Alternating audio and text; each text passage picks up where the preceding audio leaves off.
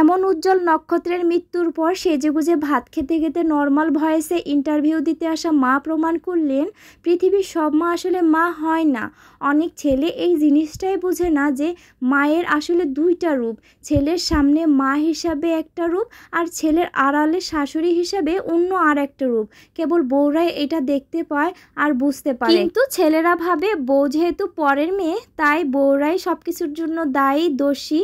বউ হারালে বউ পাওয়া যাবে, মা হারালে তো মা পাওয়া যাবে না, এই ভেবে হাজারো ছেলে নিজের সংসার ভেঙেছে আর এই আহাম্মক তো নিজের জীবনটাই দিয়ে দিল। আহারে। আসসালামু আলাইকুম, welcome back to my channel. আশা করি সবাই খুব ভালো আছেন। আজকে আমি আমার রুমটা পরিষ্কার করব। তো এই রুমে হচ্ছে যে আমার খাটের ওই সাইড দিয়ে অনেক ফাঁকা জায়গা আছে, তো ওই জায়গা থেকে আমার বাচ্চারা প্রচুর ময়লা ফেলে।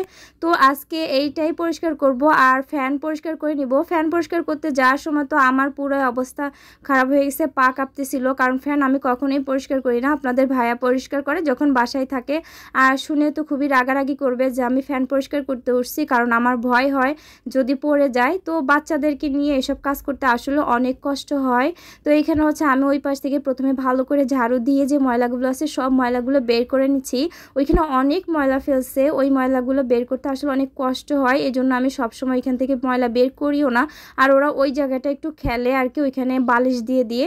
তো খাটটা আমি সরিয়ে দিয়েছি, কারণ হচ্ছে যে ওইখান থেকে যদি খাটটা একটু ওদিকে সরাই দিই তাহলে ওইখানে ময়লা ওরা ফেলতে পারবে না, এই জন্য ওইখানে সরাই দিছি। আর এই সাইডে একটু স্পেসটা অনেকটাই বেড়ে গেছে, ভালো হয়েছে। তো এখানে অনেক ময়লা বের হয়েছে, আরও ময়লা, কাপড় চোপড়, এখানে অনেক আপনার পেন্সিল, রং পেন্সিল, যত পড়ালেখার খাতা সব ওইখান থেকে আমার মেয়েটা আর কি ফেলে দেয়, ও বুঝে না, ওর জন্য তো জানলাটাও খুলতে পারি না। তো এখানে হচ্ছে আমি একটু স্প্রে করে নিচ্ছি এসির ওপরও, মানে হালকাভাবে একটু মোছা দিচ্ছি। দেওয়ালের অবস্থাতে দেখতেই পারতেছেন, দেওয়ালটা একদম, ওরা হচ্ছে যে আঁকাআঁকি করে সারাদিন পেন্সিল দিয়ে, এই জন্য আর রং পেন্সিল এগুলা দিয়ে আঁকাআঁকি করে, এই জন্য দেওয়ালের এই অবস্থা। তো ওরা ছোট, এই জন্য বাসাটা সবসময় আমি গুছিয়ে রাখতে পারি না, কারণ এখন গোছাইলে 5 মিনিট পর আবার যা তাই। তারপরও যতটুকু পরিষ্কার থাকা যায়, যতটুকু করা যায় ততটুকু করি। আবার তো পেজে কাজ করি, এই জন্য অনেক সময়ও পাই না, রান্নাঘর পরিষ্কার রাখতে হয়। তো হচ্ছে যে আমি ভালো করে ঝাড়ু দিয়ে সব ময়লা ফেলে দিয়েছি।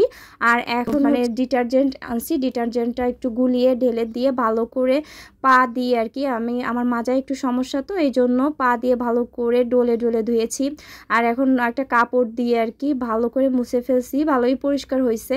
এখন হচ্ছে আমি বিছনা চাদরটা বিছাই নিব। আর আমি হচ্ছে তোষকটা ছাদের উপর নাড়ছিলাম, আমার বাচ্চারা হচ্ছে মাঝে মাঝে বিছানায় হিসু করে দেয়। আর আমার মেয়েটা দেখুন আমার সাথে সাথে প্রত্যেকটা কাজেও হেল্প করছে। আর এখানে আমি বালিশের কভার লাগিয়ে নিয়েছি, এখন হচ্ছে এসির পাশে একটু ফুল পাতা দিয়ে দিচ্ছি, দেখতে ভালো লাগবে। খুব ক্ষুধা লেগে গেছে, এখন একটু রেস্ট করব, কিছুক্ষণ রেস্ট করে তারপর রান্নাবান্না করতে যাব।